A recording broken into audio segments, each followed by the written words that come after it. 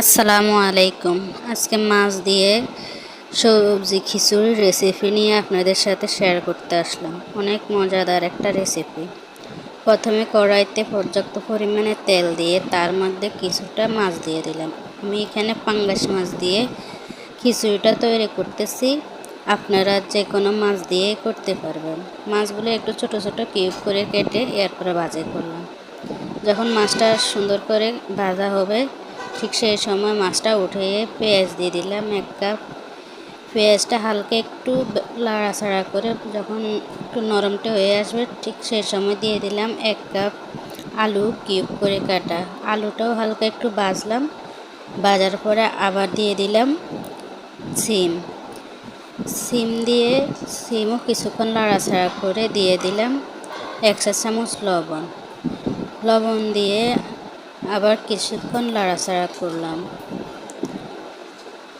এবার দিয়ে দিলাম মিষ্টি কুমড়া দিয়ে এবার 1 চা চামচ হলুদের গুঁড়া দিয়ে দিলাম। দিয়ে এটাও একটু মিশিয়ে নিলাম।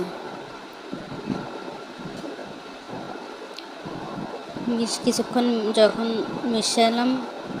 মেশানোর পরে এবার দিয়ে দিলাম 1.5 চা চামচ আদা রসুনের পেস্ট দিয়ে এগুলো ভালো করে কষিয়ে নিচ্ছি যতক্ষণ না রসুন আর আদার কাঁচা গন্ধটা যাচ্ছে। ভাজার পর দিয়ে দিলাম 1 কাপ গাজর কুচি দিয়ে হালকা একটু পানি দিয়ে দিলাম যেন সবজিটা একটু জোশ আসে। এবার এর মধ্যে দিয়ে দিলাম 1 চা চামচ মরিচের গুঁড়া, 1 চা চামচ গরম মশলার গুঁড়া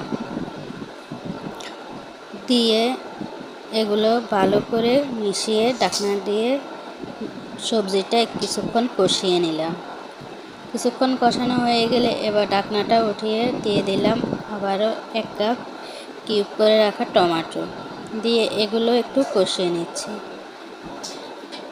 আসলে আমি সবগুলো একসাথে দিই নাই, একটা একটা করে ধাপে ধাপে সবগুলো কষিয়ে নিচ্ছি।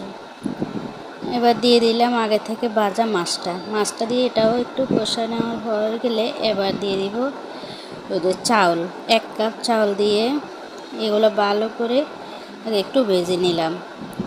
ভেজে নেওয়া হয়ে গেলে এবার 2 কাপ গরম ফুটানো পানি দিয়ে দিলাম। দিয়ে এর উপরে দিয়ে দিলাম কিছুটা পেঁয়াজ কলিটা কুচিয়ে দিলাম। ঢাকনা দিয়ে ঢেকে দিলাম।